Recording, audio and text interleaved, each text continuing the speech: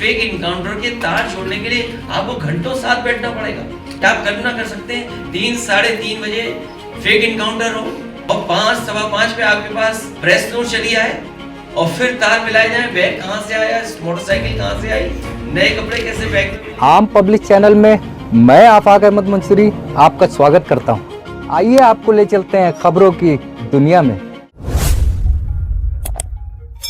उत्तर प्रदेश के पूर्व मुख्यमंत्री अखिलेश यादव ने लखनऊ में प्रेस कॉन्फ्रेंस का आयोजन किया। हिंदी दिवस पर आयोजित इस प्रेस कॉन्फ्रेंस में अखिलेश ने प्रमोद तिवारी की किताब कण का भी अनावरण किया। इस दौरान अखिलेश ने यूपी सरकार से लेकर मंगेश यादव एनकाउंटर और यूपी पुलिस पर जमकर निशाना साधा। हिंदी दिवस पर भाषण देते हुए अखिलेश ने कहा कि आजादी के आंदोलन में हिंदी की विशेष भूमिका रही है। राम मनोहर लोहिया जी से लेकर नेताजी तक समाजवादियों ने हिंदी भाषा को बढ़ावा देने का काम किया है। हिंदी बढ़े और हिंदी के साथ साथ सभी भारतीय भाषाएं बढ़े और उर्दू बढ़े, यही कहते हुए मैं हिंदी दिवस की शुभकामनाएं देना चाहता हूं। महाभारत का जिक्र करते हुए अखिलेश यादव ने कहा कि दानवीर कर्ण जैसा उदाहरण कहीं नहीं देखने को मिलता। अभी कुछ देर पहले कुर्सी की बात हो रही थी। राजनीति में अपने कर्म, विचारों और सिद्धांतों का त्याग करना पड़ेगा तो हम समाजवादी लोग तैयार रहेंगे। अखिलेश यादव ने कहा कि कर्ण के बारे में दिनकर जी से अच्छा कोई नहीं लिख सकता। उन्होंने शूद्र को लेकर जो कहा उसमें भाव झलकता है। सपा बसपा का गठबंधन भी कुछ ऐसा ही था जो बाबा साहब अम्बेडकर और डॉक्टर राम मनोहर लोहिया करना चाहते थे लेकिन नहीं कर पाए। उस समय भी मैंने कहा था कि सपा बसपा का गठबंधन देश की राजनीति को बदलेगा, मगर कुछ परिस्थितियों के कारण ये गठबंधन नहीं चल पाया। ऐसे में किसने किसको फोन किया और किसने किसका फोन नहीं उठाया ये बहुत छोटी बात है। अखिलेश यादव ने योगी सरकार पर तंज कसते हुए कहा कि बनारस में एक शख्स की जान ले ली गई। ऐसी घटनाएं पूरे उत्तर प्रदेश में देखने को मिल रही है। एनसीआरबी के आंकड़े उठाकर देख लीजिए। ये घटनाएं इसलिए हो रही हैं क्योंकि यूपी पुलिस विभाग साजिश और षड्यंत्र करने में लगा है। क्या आप कल्पना कर सकते हैं कि 3:30 पर रात को फेक एनकाउंटर हुआ, 5 बजे आपको प्रेस नोट मिल जाए और फिर तार मिल जाए कि बैग कहां से आया, मोटरसाइकिल कहां से आई, नए कपड़े कहां से आए। घंटों बैठकर फेक एनकाउंटर के तार मिलाए गए, अभी भी व्यापारी संतुष्ट नहीं होगा, पूरी बरामदगी नहीं हुई है। अखिलेश यादव ने कहा कि कल मैं सच्चाई जानने के लिए मंगेश यादव के पूरे परिवार से मिला था। मुझे पता चला कि आधी रात को उसे घर से उठाया गया और 2 दिन बाद उसका एनकाउंटर हुआ। बीजेपी का कहना है कि सपा मंगेश यादव एनकाउंटर को मुद्दा बना रही है, मगर यूपी में जितने भी एनकाउंटर हुए हैं सबके खिलाफ समय समय पर समाजवादी पार्टी ने आवाज उठाई है। अखिलेश का कहना है कि अयोध्या की पावन धरती पर जब जमीन घोटाला हो रहा है तो कल्पना करिए कि बाकी जिलों में क्या हाल होगा। बीजेपी और उनके तमाम नेता सबसे बड़े भूमाफिया के रूप में उभर कर आए हैं। कई जगहों पर इन्होंने तालाबों पर कब्जा करके उन्हें खत्म कर दिया है। लखनऊ में भी यही हो रहा है। बीजेपी भारतीय जनता पार्टी की बजाय भारतीय जमीनी पार्टी बन गई है। समाजवादी पार्टी के राष्ट्रीय अध्यक्ष अखिलेश यादव जी, प्रोफेसर अब्दुल बिस्मिल्लाह साहब, वीरेंद्र यादव जी, राजेंद्र चौधरी साहब और हमारे सभी पीछे जो सम्मानित आमंत्रित विद्वत जन बैठे हैं, कलाकार हैं, बड़े बड़े साहित्यकार हैं, कवि हैं, मैं उन सबका और आप सबका जो हमारे पार्टी की जान है, जो हमारे कार्यकर्ता हैं, सब बैठे हैं, इन सबको मैं आज हिंदी दिवस की सबसे पहले तो बधाई देता हूँ। दूसरी बात, आज मुझे इतनी खुशी हुई कि जिसके पूरे जीवन मैंने संघर्ष किया वो बात आज अब्दुल बिस्मिल्लाह साहब ने उसका समर्थन किया। मैं हमेशा ये कहता रहा कि उर्दू और हिंदी 2 भाषाएं नहीं हैं। इनकी विडंबना क्या है कि जब किसी की समझ में उर्दू नहीं आता है ये तो कह देता है ये हिंदी है, और जिसकी हिंदी समझ में नहीं आती सो कहते हैं ये उर्दू है। भाषा बिल्कुल एक ही है, बल्कि बोलचाल की जो भाषा है हिंदुस्तानी, जैसा वीरेंद्र जी ने कहा, उसके लिए तो बहुत बहुत कहा। गांधी जी ने कहा, मौलाना आजाद ने कहा कि अगर हिंदुस्तानी बोल जाए, अगर हिंदी और उर्दू को मिला के हिंदुस्तानी बना दी जाए तो दुनिया की आज हिंदी तीसरे नंबर की भाषा है दुनिया की। पहले नंबर अंग्रेजी, फिर चीन, फिर हिंदी। और अगर उर्दू और हिंदी को एक भाषा मान के हिंदुस्तानी बना दिया जाए तो दुनिया की सबसे ज्यादा बोली और समझी जाने वाली भाषा का नाम हिंदुस्तानी। इसके लिए समाजवादी पार्टी ने प्रकारांतर से खूब काम किया है। मैं आपको सिर्फ एक घटना सुना के ज्यादा नहीं बोलूंगा क्योंकि थोड़ी सी गिरता है। एक घटना सुनाना चाहता हूँ। 82-83 में उर्दू को यूपी की द्वितीय भाषा बनाया गया। तो उस वक्त बड़ा आंदोलन हुआ और कई लोगों ने, बड़े बड़े लोगों ने जो हिंदी के पुरस्कार से वापस कर दिए, हिंदी संस्थान में कहा कि ये तो उर्दू को तो नहीं बनना चाहिए। मैं उस वक्त नारायण इंटर कॉलेज शुक्रवार में प्रिंसिपल था। मैं अपने कॉलेज जब जा रहा था तो उस लड़के नारा दे रहे थे और हमारे कॉलेज के भी लड़के थे। तो मैंने पूछा, मैंने क्या हो रहा है कि साहब वो उर्दू को दूसरी भाषा बना दिया गया, उसका हम विरोध कर रहे हैं। मैं किसके कहने से कर रहे हो? और विरोध क्या कर रहे थे कि जो उर्दू थोपी लड़कों पे तो खून बहेगा सड़कों पर, जो उर्दू थोपी लड़कों पे तो खून बहेगा सड़कों पे। तो हमने कि जो हमारे कॉलेज के लड़के हैं वो अंदर आ जाएं, उनसे हमें बात करनी है। वो तो सभी आ गए। तो हमने कि पहले इसकी हिंदी कर लो। ये जो तुम नारा दे रहे हो उर्दू के खिलाफ, इसमें 7 शब्द जितने हैं उसमें से 5 उर्दू के हैं और बाकी एक है कॉमन है। तो ये अजीब स्थिति है। इसकी हिंदी ये हुई कि यदि उर्दू युवकों पर प्रस्थापित की गई तो मार्ग पर रक्त प्रवाहित होगा, ये हुआ। तो मैंने कहा ये गलत है, ये इसमें राजनीति है। जैसा कि अभी अब्दुल्ला साहब ने कहा, ये राजनीति का सवाल है। वो जो अंग्रेजों ने राजनीति चलाई थी वो भी चल रही है। तो हिंदी और उर्दू एक शब्द है। और मैं तो सिर्फ इतना कहना चाहता हूँ कि अखिलेश जी ने जो पीडीए का काम किया है, जिसके पीडीए के माध्यम से समाज में ऊंच नीच है, गैर बराबरी है, जो जात के नाम पर, धर्म के नाम पर शोषण हो रहा है, अन्याय हो रहा है, उस सब को दूर करने के लिए जो संकल्प इन्होंने लिया है, वो अगर मुंशी प्रेमचंद का पूरा साहित्य पढ़ जाइए तो आपको उसमें मिलेगा कि जैसे उन्होंने वही लड़ाई लड़ रहे थे जो आज लड़ रहे हैं। ये राजनीति में लड़ रहे हैं, वो साहित्य में लड़ रहे थे। उनकी मजबूरी ये थी कि वो अंग्रेज भी और जमींदार से भी और जो शीर्षस्थ लोग थे, कई तरह के अन्यायी थे। आज जो है वो सब एक हो गए, इकट्ठे हो गए। तो ये जो काम हो रहा है ये बहुत गलत है। और मंच पर उपस्थित समाजवादी पार्टी के गुरुजी आदरणीय उदय प्रताप सिंह जी, संचालन कर रहे पार्टी के प्रदेश के अध्यक्ष जी, जिन साहित्यकारों को हिंदी से जुड़े हुए लोगों को सम्मानित करने का मुझे मौका मिला, आदरणीय अब्दुल बिस्मिल्लाह साहब, आदरणीय वीरेंद्र यादव जी, पार्टी के नेता प्रमोद त्यागी जी, यहाँ पर उपस्थित सभी वरिष्ठ और सम्मानित साहित्यकार, पत्रकार साथी और समाजवादी साथियों, मैं सबसे पहले हिंदी दिवस की आप सबको बहुत बहुत शुभकामनाएं और बधाई देना चाहता हूँ। साथ ही साथ मैं आदरणीय उदय प्रताप सिंह जी का धन्यवाद देता हूँ कि जिन्होंने की वजह से आज हिंदी दिवस के दिन आज हम सब लोग मिल रहे हैं। मैं उनका विशेष इसलिए भी धन्यवाद दूंगा कि आदरणीय अब्दुल्ला बिस्मिल्लाह जी से मिलवाने का काम किया है। मैं जब उनको सुन रहा था और मैं सभागार में बैठे हुए लोगों को सबको देख रहा था, बहुत दिनों बाद चेहरों पे खुशी दिखाई दे रही थी उनकी बातें सुन करके, और मुझे लग रहा था कि पत्रकार साथी और सुनना चाहते हैं, लेकिन समय न होने की वजह से वो जितना कुछ कहना चाहते थे वो नहीं कह पाए।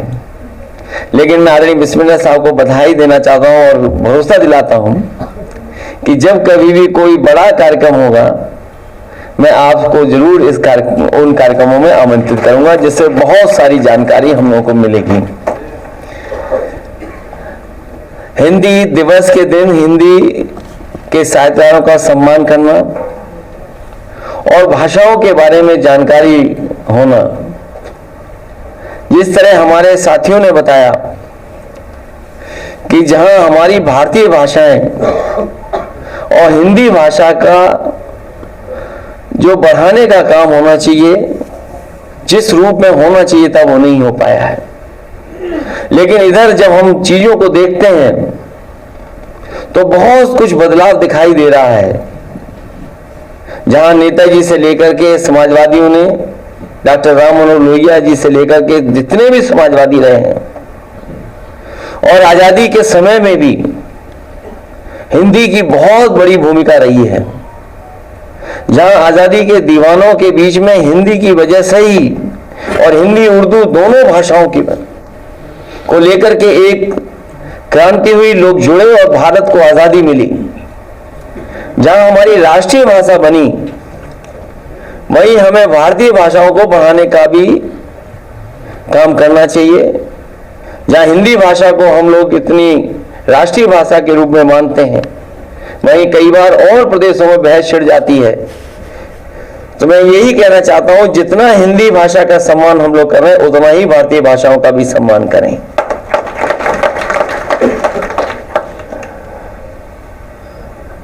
मैं इस मौके पर मैं अपने तमाम समाजवादी साथियों का भी धन्यवाद दूंगा, और खासकर प्रमोद त्यागी जी का, कि जिन्होंने कर्ण महाभारत के सबसे मुख्य वीर, या कहें ऐसा, जो दुर्योधन के साथ था।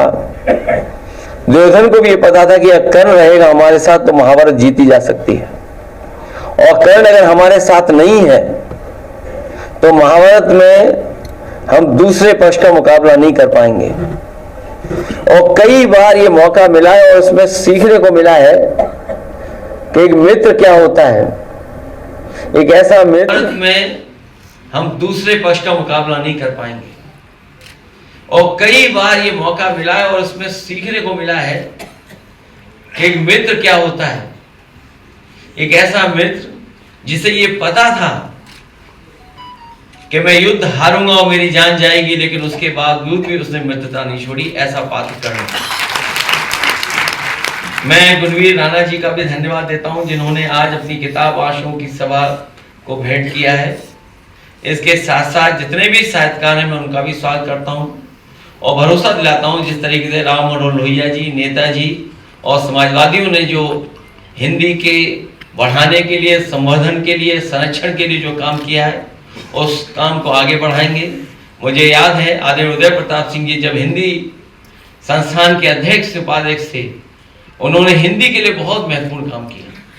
जितने भी साहित्यकार थे, कवि थे, उन्हें ढूंढ ढूंढ करके सम्मान करने का काम उस समय हुआ था। यश भारती से भी सम्मानित करने का काम हम लोग किया था।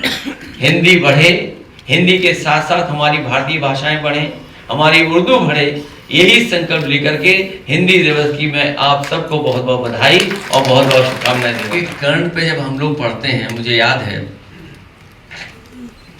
हमारे जितने भी साहित्यकार हैं सब जानते हैं, और बहुत सारे साथियों ने, दिनकर जी ने जो लिखा है कर्ण के बारे में, रश्मि रति में, शायद उससे अच्छा कर्ण के बारे में नहीं लिखा गया होगा। और वो पक्ष जब वो शूद्र वाली बातें शुरू हुई, वो शायद इतना स्पष्ट तरीके से और जिस भाव के साथ लिखा गया, शायद कोई बड़ा उसके अलावा लेख नहीं आया। जो गठबंधन था वो ऐसा गठबंधन था जो बाबा साहब भीमराव अम्बेडकर जी, डॉक्टर राम मनोहर लोहिया जी करना चाहते थे अपने जीवन काल में, वो नहीं कर पाए।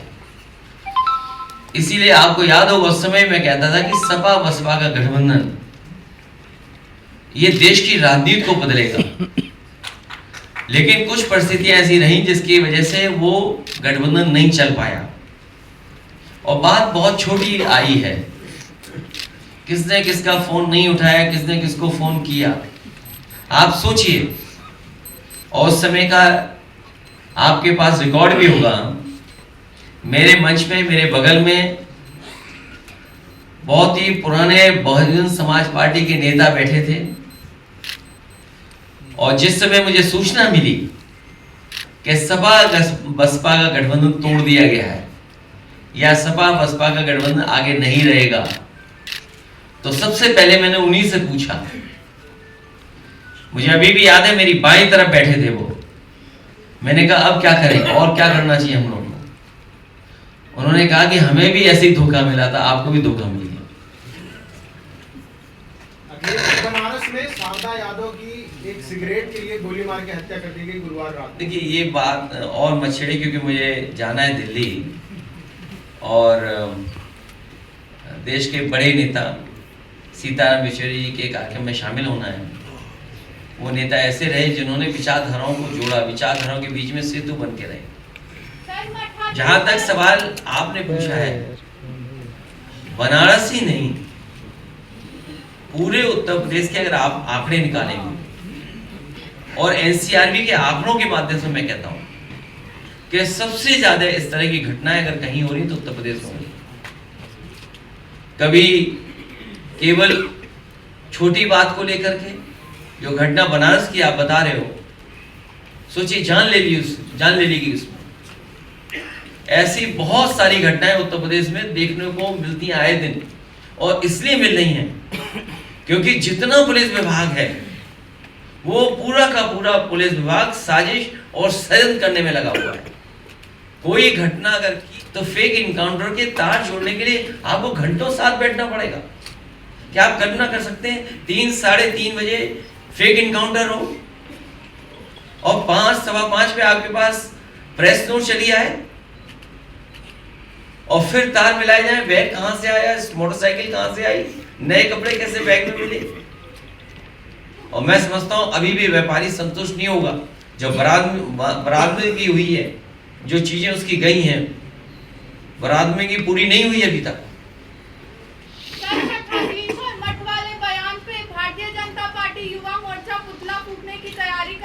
वो तो बहुत अच्छा कर रहे हैं, उन्हें तब भी करना चाहिए था जब किसी नेता ने ये कहा था ये इनको मारो जूते चार।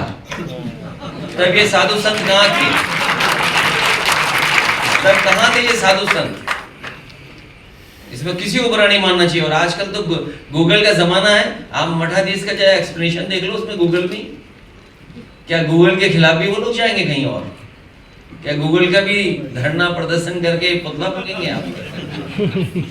मंगेश का परिवार आपसे कल मिला था, तो क्या उसकी आगे की कानूनी लड़ाई और या राजनीतिक स्तर पर लड़ाई आप आगे उसको कंटिन्यू करेंगे?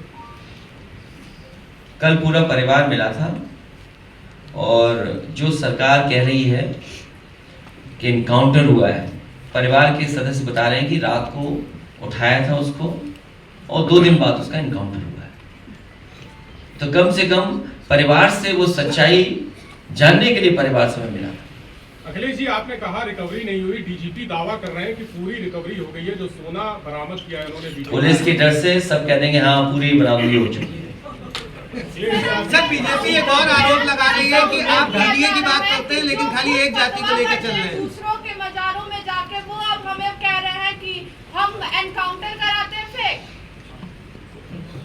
मैं समझ नहीं पाया क्या भारतीय जनता पार्टी कह रही है कि चलिए मुझे जाने दो।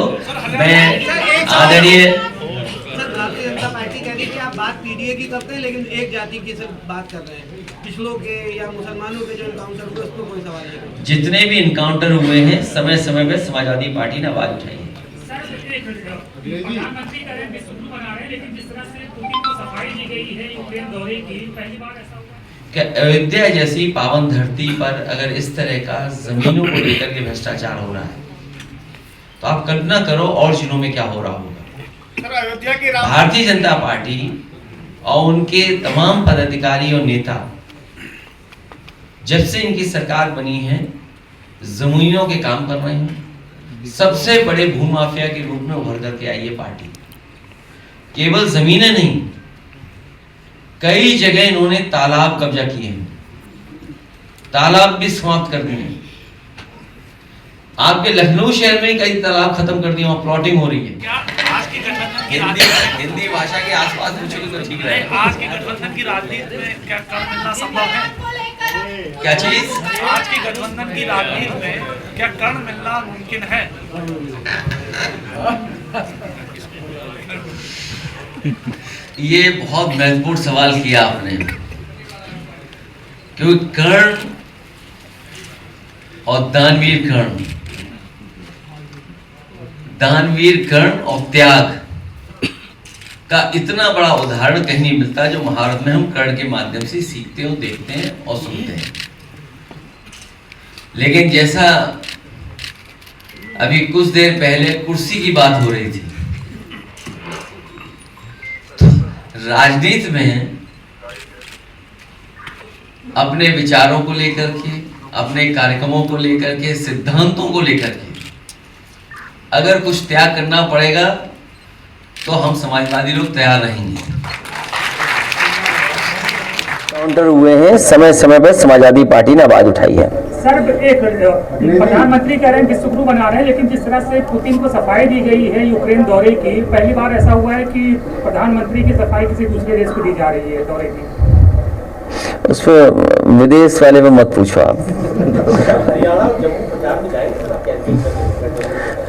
पार्टी के संगठन के लोग बुलाएंगे तो जाएंगे, क्योंकि 370 के बाद पहली बार चुनाव जम्मू कश्मीर में हो रहा है, इसलिए समाजवादी पार्टी लड़ रही है। और समाजवादी पार्टी इसलिए भी लड़ रही है क्योंकि अगर आप मानक देखेंगे, राष्ट्रीय पार्टी बनाने के लिए छोटे स्टेट में जल्दी बन सकते हैं।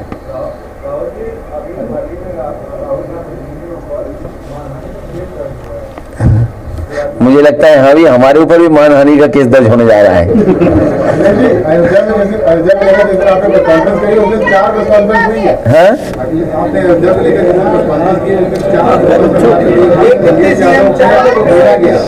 देखिए, ये हमारे पत्रकार साथी बहुत महत्वपूर्ण सवाल पूछ रहे हैं और उन्होंने ये कहा, मैंने अपनी प्रेस कॉन्फ्रेंस में भी यही कहा था कि अयोध्या जैसी पावन धरती पर अगर इस तरह का जमीनों को लेकर के भ्रष्टाचार हो रहा है तो आप कल्पना करो और जिलों में क्या हो रहा होगा। भारतीय जनता पार्टी और उनके तमाम पदाधिकारी और नेता जब से इनकी सरकार बनी है जमीनों के काम कर रहे हैं। सबसे बड़े भूमाफिया के रूप में उभर करके आई है पार्टी। केवल जमीनें नहीं, कई जगह इन्होंने तालाब कब्जा किए हैं, तालाब भी समाप्त कर दिए हैं। आपके लखनऊ शहर में ही कई तालाब खत्म कर दिए और प्लॉटिंग हो रही है। तो बीजेपी भारतीय जनता पार्टी नहीं, भारतीय जमीनी पार्टी बन गई है। अयोध्या के राम मंदिर परिसर में साफ सफाई काम करना, केजरीवाल से मुलाकात करेंगे, आप दिल्ली जा रहे हैं। वो हमारे इंडिया गठबंधन के सहयोगी नेता हैं, आज संभव नहीं, फिर कभी मुलाकात होगी। मैं एक बार फिर आदरणीय अब्दुल्ला जी का और वीरेन जी का, मुझसे आयु में छोटे हैं अखिलेश जी, तो प्रिय भाई कहना चाहिए था मुझे, लेकिन पद की गरिमा को देखते हुए आदरणीय अखिलेश जी कहना ही शोभा देता है। और आदरणीय उदय प्रताप जी, हमारे मित्र वीरेंद्र यादव जी, मंच पर आसीन बुद्धिजीवी वर्ग और सामने बैठे मेरे दोस्तों, लोग पानी पी पी कर कोसते हैं, मैं पानी पी पी कर बोलता हूँ। उसका कारण है पान खा बोल नहीं पाते। हाँ, उनका कम से कम 45-50 मिनट लेक्चर देना पड़ता है क्लास में, फिर भी घड़ी उतार कर रख ले रहा हूँ।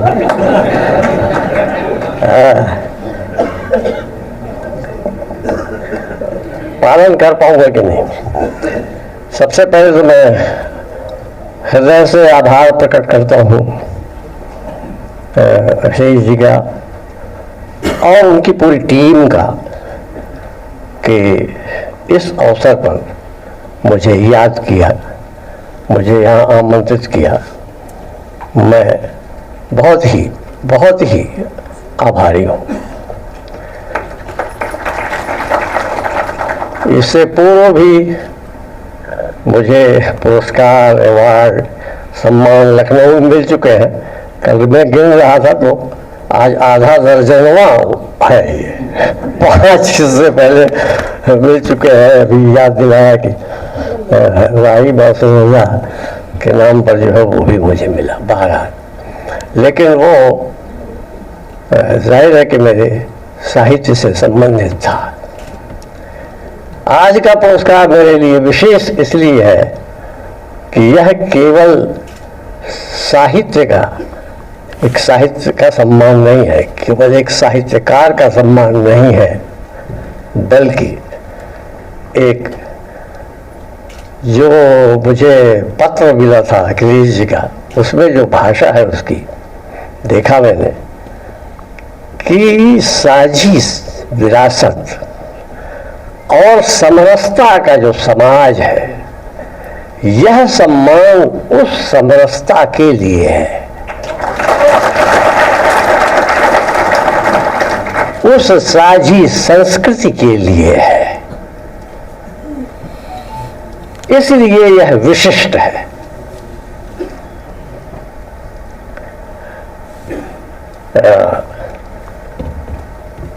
थोड़ी बात तो करूंगा। एक ऐसी बात से शुरू करता हूं जी। यादव जी ने एक प्रयोग किया यहाँ पर, इसका प्रयोग बहुत हुआ है। हाँ, एक और बात बोल दूं पहली। आजकल भाई पता नहीं किस बात से, किस शब्द से, पता नहीं किस व्यक्ति की भावना का पता नहीं कौन सा अंश जो है वो, हाँ, वो चोट पहुंच जाती है उसको, और बाद में फिर क्षमा भी मांगते रहो तो कुछ नहीं होता, कभी कभी तो जेल भी जाना पड़ जाता है। तो अगर मेरे मुंह से कुछ ऐसा निकल जाए, कोई ऐसा शब्द हो, तो पहले से ही मैं माफी मांग ले रहा हूँ उसके लिए। यादव में ये जो साझी संस्कृति है उसके लिए एक शब्द युग का प्रयोग किया, गंगा जमुनी संस्कृति। इसको लेकर मेरा विचार थोड़ा भिन्न है। यहीं पर खतरा है, कोई बुरा मान सकता है। ये पता नहीं कि ये जमता नहीं मुझे, ये जचता नहीं, और इधर और थोड़ा लगने लगा है गड़बड़। और उसका कारण है, गंगा भी हिमालय से निकलती है, यमुना भी निकलती है, दोनों नदियां महान हैं, दोनों नदियां महान हैं।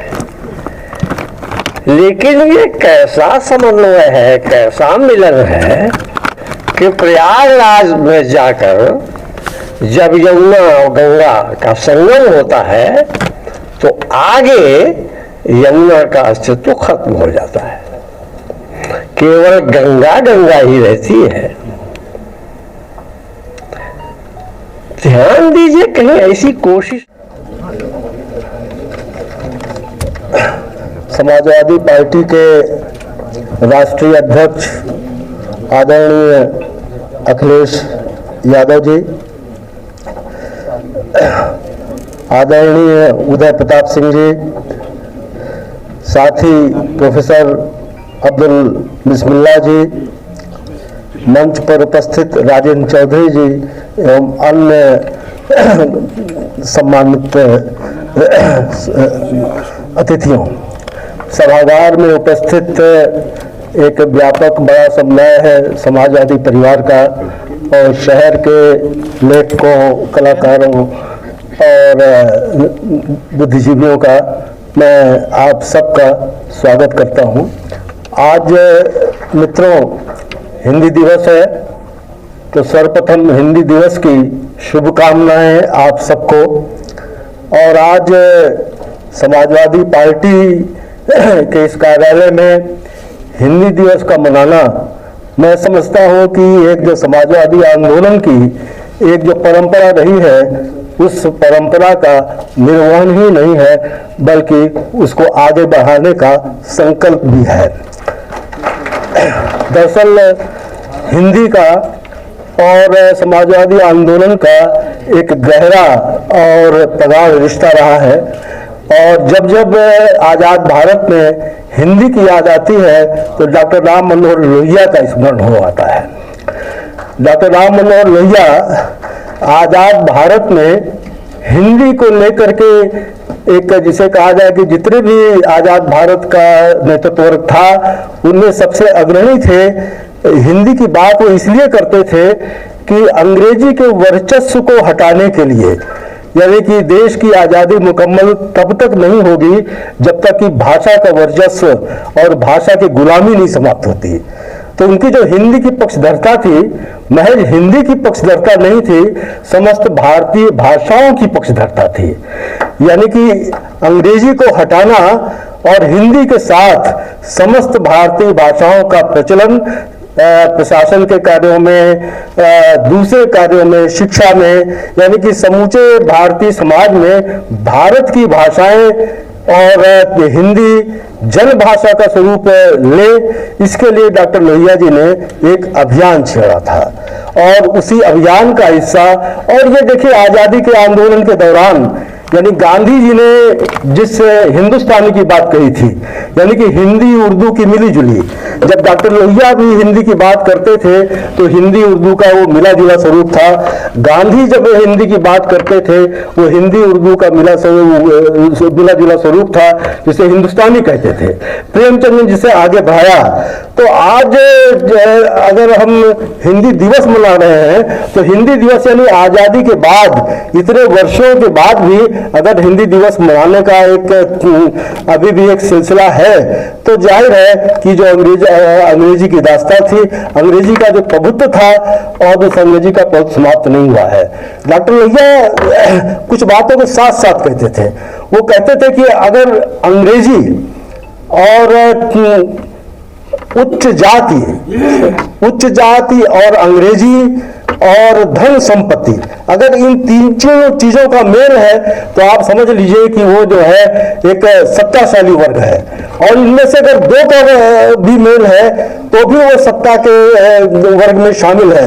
इसलिए उनका ये बिल्कुल मानना था और एक आंदोलन के स्तर पर मानना था कि इन तीनों में से अंग्रेजी का वर्चस्व समाप्त होना चाहिए। इसीलिए हिंदी और भारतीय भाषाओं की बात करते थे।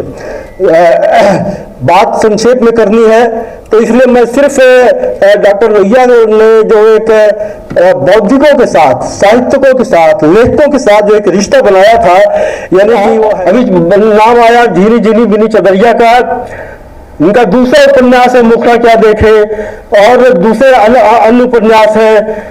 आज पसमानदा मुस्लिम की बात की जाती है तो वो पसमानदा समाज स्वयं में हो, कोई तय करके नहीं, ये हिंदी के बड़े लेखक हैं, लेकिन उन्होंने पसमानदा मुस्लिम समाज को अपने इन दोनों तीनों उपन्यासों में सांप्रदायिकता की समस्या को केंद्रित किया है। तो आज एक गौरव का क्षण यह भी है कि इस समारोह में पोषक बिस्मिल्लाह को भी सम्मानित किया जा रहा है। तो ये एक जो मिली जुली गंगा जमनी संस्कृति है और जिसको विच्छिन्न करने की लगातार कोशिशें हो रही हैं, उस दिशा में भी ये समाजवादी पार्टी का, समाजवादी आंदोलन का मैं समझता हूँ कि बढ़ा हुआ कदम है। मैं अखिलेश जी का आभार व्यक्त करता हूँ और मैं अपनी बात समाप्त करता हूँ दो पंक्तियों के साथ। अखिलेश जी के लिए समर्पित है वो पंक्तियाँ। सेनानी करो प्रयाण अभय, भावी इतिहास तुम्हारा है, ये नखत अमा के बिस्ते हैं, सारा आकाश तुम्हारा है। सारा देश उम्मीदों के साथ अखिलेश जी की तरफ देख रहा है, इसलिए मैंने ये पंक्तियां दोहराई। धन्यवाद देता हूँ। आज हिंदी दिवस है, सभी को शुभकामनाएं देता हूँ। हमारे साहित्यकार जितने भी यहाँ मौजूद हैं सभी को प्रणाम करता हूँ और बधाई देता हूँ। आज हमारे माननीय अध्यक्ष प्रमोद जी की, त्यागी जी की किताब का भी आज विमोचन है और उनकी लिखा कविता भी, उन्होंने बहुत सुंदर कविता लिखी है, वो भी मुझे पढ़नी है। मगर मैं उसमें कुछ अपनी दो तीन पंक्तियां आपके चरणों में समर्पित करता हूं। मैं कह रहा हूं कि खुशियां हर एक दर पर झूमेंगी देखना तुम, खुशियाँ हर एक दर पर झूमेंगी देखना तुम, आँखों में अब किसी की कोई नमी ना होगी, आँखों में अब किसी की कोई नमी अगर ना। आपने हमारे चैनल को सब्सक्राइब नहीं किया है तो आम पब्लिक चैनल को सब्सक्राइब कीजिए और हाँ, बेल आइकन जरूर दबाइए।